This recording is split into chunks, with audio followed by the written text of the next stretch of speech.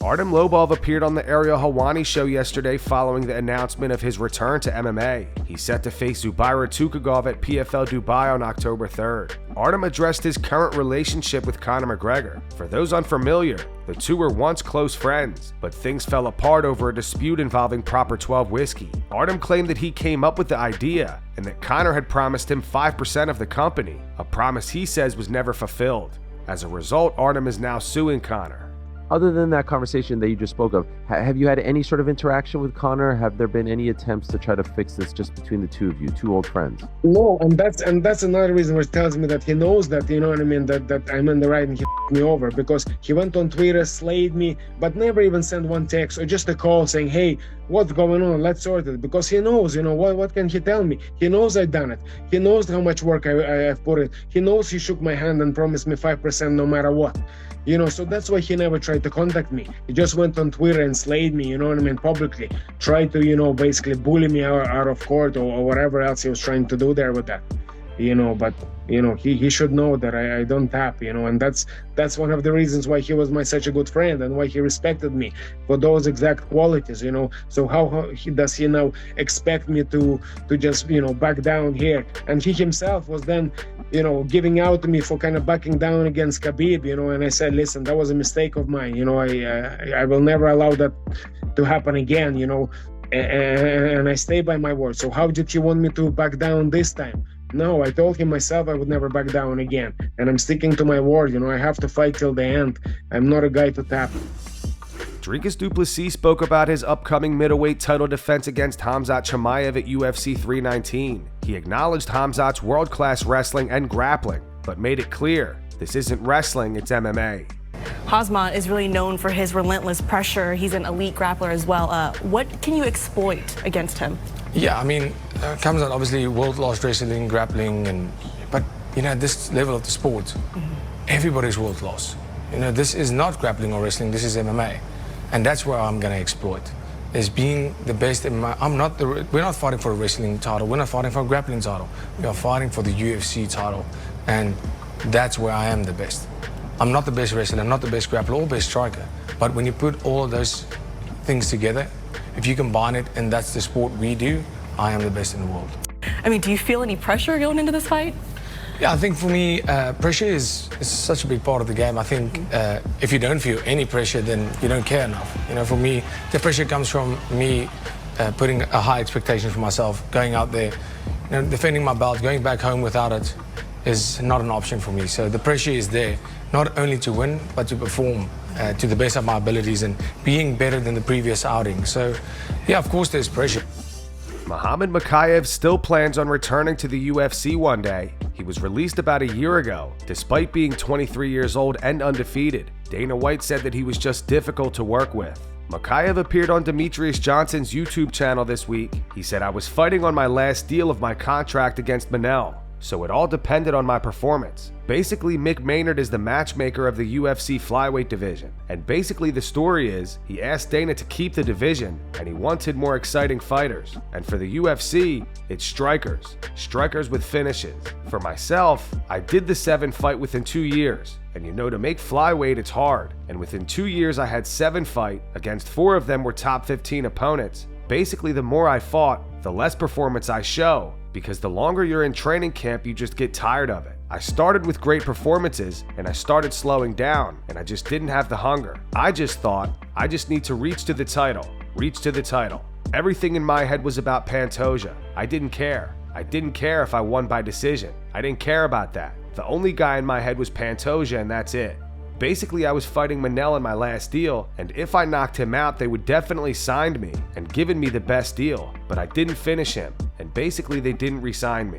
I've been told, listen, you need to put performance and go out there and take risks if you want a new contract. It wasn't about the altercation with Cop I did outside the hotel. It didn't help, but it wasn't the main reason.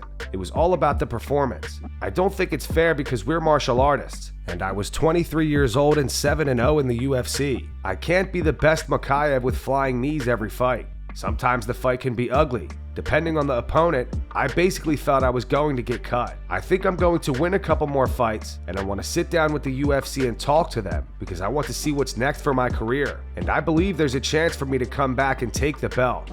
I'm not saying I'm going to run past Pantoja. Pantoja is one of the toughest opponents, but I've trained with him and I don't see anything special. Dustin Poirier is in Lafayette handing out backpacks to the community. Over 1,200 backpacks were distributed as part of their 5th annual back-to-school drive. Y'all need 3? 2? Y'all got 2, you need 1 more? There you go. You got 2 kids? No. You got 2 too? There's no more coming? Come on. DC, no more people. I don't offer that anymore. Thank you. Mauricio Ruffy is set to face Benoit Saint Denis at UFC Paris on September 6th. Renato Moicano thinks Saint Denis has no chance of winning. He said, "I don't think that card is on the table. I don't think Ruffy is losing to BSD. Not any chance. I think he will knock BSD out in the first round. I think Ruffy, he is the future of the lightweight division. He's pretty good. I know he was not tested, but because a lot of stuff was going on. Bobby Green isn't an easy guy to knock out like that, and he did it in the first round. Of course, Bobby Green is a little bit older right now, but I think Ruffy is the real deal." Tom Aspinall does a UFC heavyweight speed round. Take a leg kick from Gan or a jab from Ngannou. Leg kick from Gan. Southpaw or orthodox? For me to fight against? Southpaw. One fighter you'd never want to spar. Not got one. Worst thing about fight week? Not knowing who's going to win or lose. Nando's before a fight, yes or no? Yes. Pints or protein shake after a win? Pints. Fight every weekend or cut 25 pounds once? Cut 25 pounds once. UFC glove design, fix it or leave it? They're back to the old ones now, aren't they? Leave it. Best advice you've ever been given? Enjoy yourself. Fight night in Manchester or fight night in Vegas?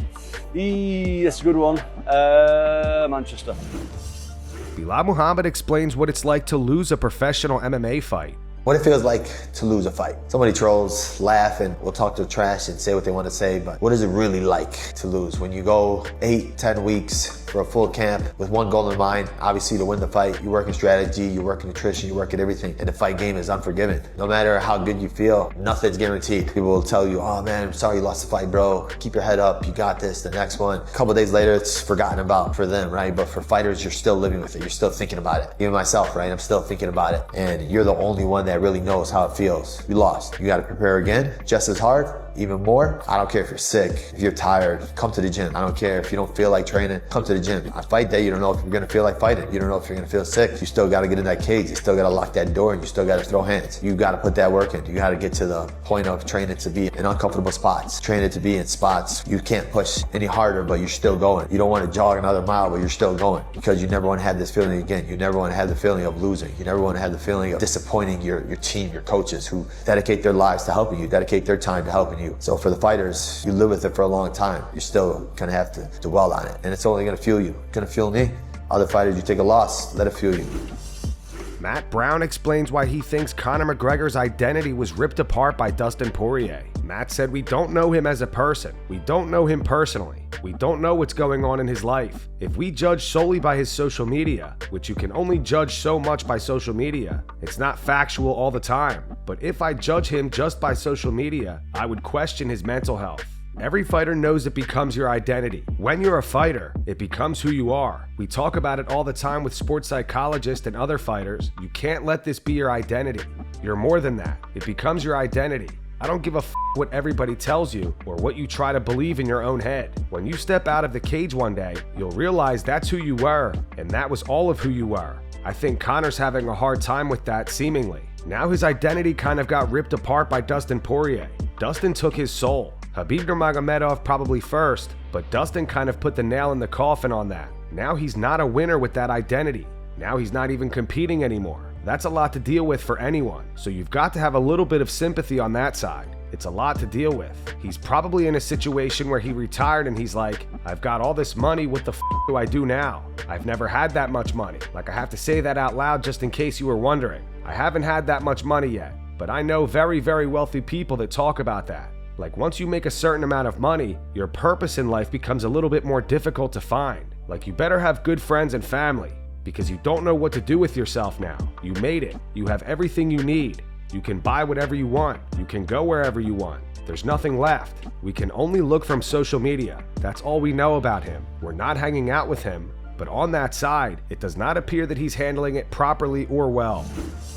Ray Longo is surprised that Khamzat Chimaev is currently a -205 favorite over Dricus Du Plessis. Kenny, in a word, who do you think is the betting favorite? Ray, I'll let you get right back in. Yeah. I'd say Chimaev. You'd be accurate. Ray, go ahead. Wow. I think that's got to be that. That can't be a big line. What's the odds on that? It's not, I mean, it ain't small. -205. Dricus is +170. Wow. That's Ken was nodding like, yep, not wow. Not wow. Yeah. Yep. Yeah. I mean, it seems about right. Well, you look at, I mean, who does that? I'm surprised, Ray. But if you look at the last fight where Chimaev just made Whitaker look like he was making his UFC debut. And, you know, and you're just like, gosh, you know, so the bookie's got to be looking at that. Bookmaker's got to be looking at that and being like, man, that's insane. So I can see why. Rampage Jackson got into a bit of an argument with his alleged girlfriend last night on livestream. He told her to get out of his house multiple times. According to Rampage, she went upstairs to change, and when he texted her asking her where she was, she responded being loyal. Get your go home. No. Listen, I'm not playing with you. Go home. I didn't do anything. Listen, I don't care if you did anything or not. Good night. Listen, I don't care if you did. I don't care if you did anything or not. Go home and delete my number. Oh, okay. Real talk. Why? I didn't do anything. Real talk. I didn't do anything about it. Hey, real talk. Real talk. Go home and delete my number. Why? Why do you reach out? I'm not. You overthink, so why do you reach out? I'm not even reading chat. Yeah, you are. I'm reading your text. I will try. Hey. You heard what I just said? But I didn't do anything. Excuse me, please. What do you mean? Go home. Go home. Yes. Because I was changing. Go home because you're not welcome here. Not because you're changing. Wow. Go home because you're not welcome here. Okay. For sure. For sure. That's why How many guys are in the... Listen, chat. Literally. So stop. Wow. Why? I didn't do anything. Listen, this is one thing. What did she do that was like... Yeah, what did I do? I changed my outfit. Can I finish? Are you going to cut me off when I'm talking? I asked her a direct question. Where she was? She didn't answer. She said, where are you? She said, being loyal. That's not right. Because why would you ask? I'm at your house. No, like, what do you need? Why would you say that? Like, where are you? If you're going to ask, you're going to say, oh, I'm changing, or I'm doing this, I'm doing that. You're not going to say being loyal. Unless you think, hey, I know. I would do that. I don't give a fuck. I can say anything. Israel Adesanya says he's open to rematching Paulo Costa next. The two fought back in 2020 and Izzy won via TKO in the second round. Izzy has been calling for a rematch with Sean Strickland. However, he said that Sean wasn't interested. He went on to say, I sparred with Kamaru in Miami when Alexander Volkanovski got his belt back. And that was my first sparring back. I took some time out to just, chill and let the brain relax. And yeah, I just knew straight away. So I've been itchy for a while, bro. I'm ready to go. On rematching Paulo, Izzy continued, I don't have to say much. I'd be like, cool, alright, that sounds fun, and give him a chance at redemption like people have done for me as well. And Strickland, if he wants to fight, sure. If not, it's alright. And that's going to wrap it up for the news. Thanks for watching. For daily MMA news and content, subscribe to Full Mount MMA and click the bell icon to be notified when we post videos. Here are the 3 top comments from last video. The first one's from the King Jackson 11. It's in reference to Sean O'Malley requesting to fight Corey Sandhagen on short notice. It says O'Malley ignores Corey for years and then asks for a fight when Corey has a title fight. The second one's from Corbin. It's in reference to the update on Ben Askren. It says Big Ben walking tall. And the final one's from Indy K. It's in reference to Renato Moicano calling Brendan Schaub's comedy special f***ing terrible. It says Moicano is 1,000 times funnier than Brendan. Not even close. Those were the 3 top comments from last video. If you want to be featured in the next one, all you have to do is comment down below. And if you missed yesterday's news, click the video on screen right now to get caught up.